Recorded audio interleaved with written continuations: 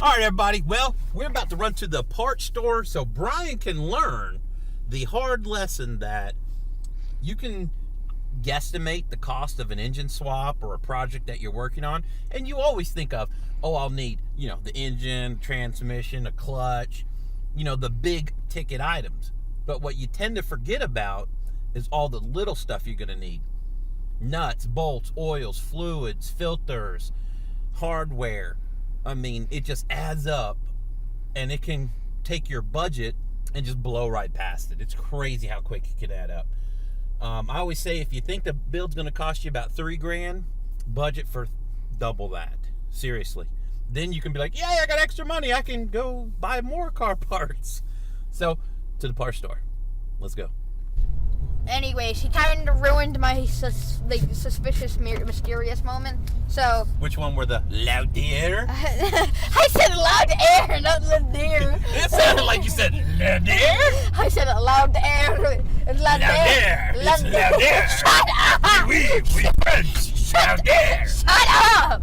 No, I'm gonna keep that one. That was pretty good. You won that exchange. We'll see you guys when we get there.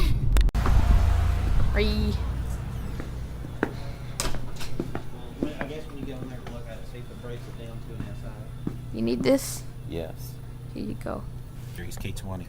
K20. Yeah, so you could look up, what's I say the second gen was, 2001? Look up 2001 Civic Type R with the 2-liter. There we are.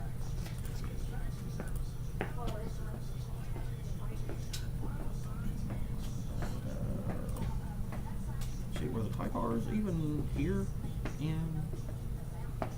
I didn't think the Type R come out to the latest, or in America. Yeah, I don't know. You see if that has K20? Because the big thing is theirs is no power steering, no AC. Yeah. And that's the belt I need. Those are all D17s. Huh. Alright, so I guess we'll just do it the other way. And then if it doesn't fit, I'll have to come back and get a different one. Because I know it's an EP3 engine, EP3 SI, but I don't know if they ever offered the SI here without power steering or without air conditioning. I would say probably without AC, but the power steering, I'd say, would be iffy. But you say you need an inch longer than this? Inch longer than that, yes. And I need a 2002 Acura RSX Type S throttle body gasket. Probably different brands. But yeah, same part number. Yep. What the hell's going on there? Unless it's because I have the Japanese K20 bottom end. Yep. I would probably be willing to bet money, because I know there's. Because it's just the different K20A, the Japanese engine, the Type R engine. And I don't know a whole lot on like Honda engine swaps and all Yeah, that me kind of either. stuff, but I have heard people talking about needing to like repin parts on your harness. Yeah, and stuff exactly. like that for doing swaps. So I'd say that is the difference, where that's a JD in the engine.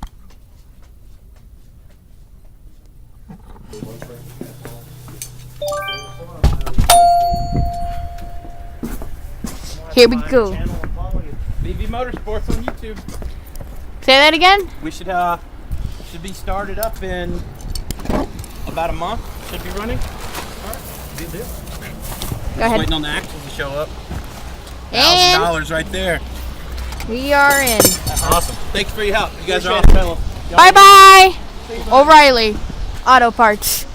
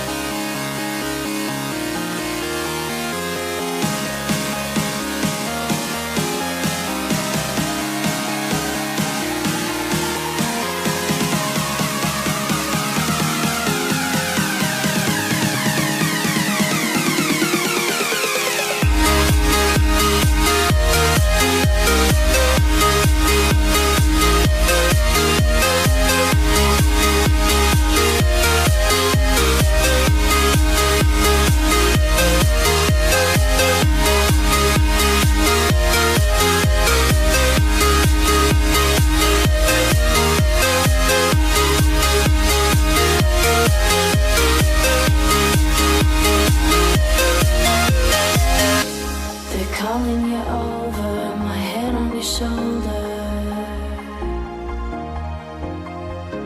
Familiar faces prolong the embraces. We were always one for the breakaway, but we're nearing chances to wake the day. They're calling you over, the methods are bolder. We're lost in the time now, reminding ourselves how.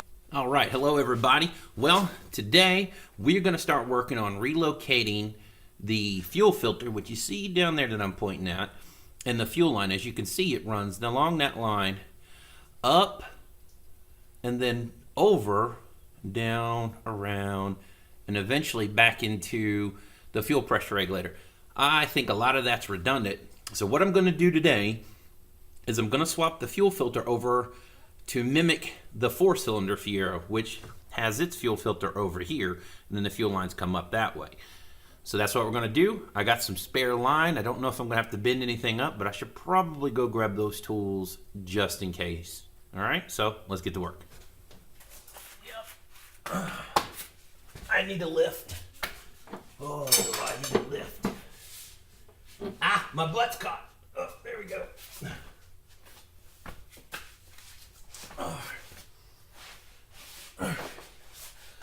I have no idea what the angle is right now on what you guys can see, so hopefully you can see me. Or maybe you don't want to see me, you just want to see me work. So either way, let's do this.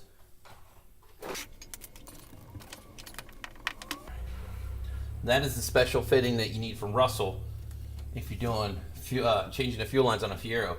These are geometric adapters for the fuel lines to go metric to dash whatever, which of course is dash 6 on here.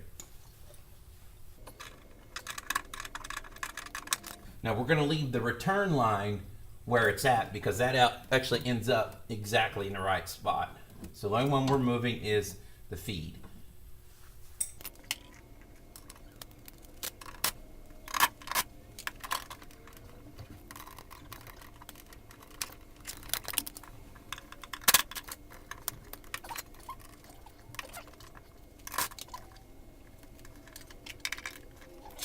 Nut driver. All right, I gotta crawl back over to the tools. Yay. Let's crawl under here again. Ugh. Oh, I'm making old man noises.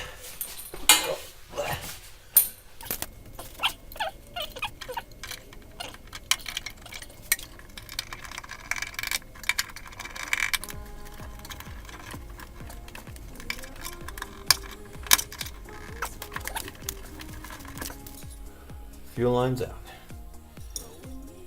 And I spent a lot of time shining and cleaning that and making it look nice. Oh yeah.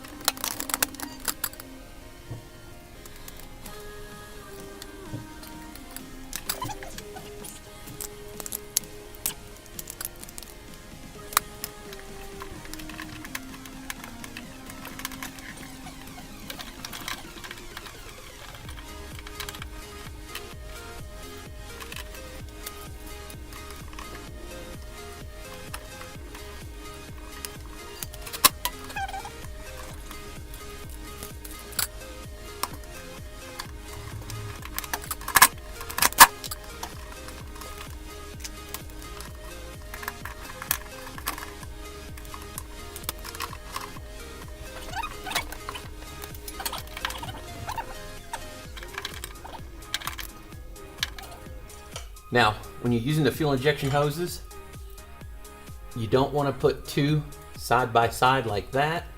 You want to space them opposite. So 180 degrees apart, like that. Because this is rounder, and it'll butt up against this one and they'll push apart and try to cut the hose. So flip them over like that, and that's how you do it. 2 hoses, 2 hose clamps on 1 hose. Gotta get it wet before you try to insert it in the hole here. This one's kind of tight, so you gotta wiggle it, jiggle it, work it in and out a little bit. Try to get it all the way in. Right now I just got the tip in, and I'm just slowly working it in. Oh, it's a really tight fit though. Oh, I think I got it. Yeah, it's all the way in. There we go. Nice. All right, so the hoses are all in, and actually with changing this over and the new line that we had, it actually looks like it was made for it. So I'm happy with that. All right, well, the only thing left to do is to get the engine in the car. So we'll see you on the next episode.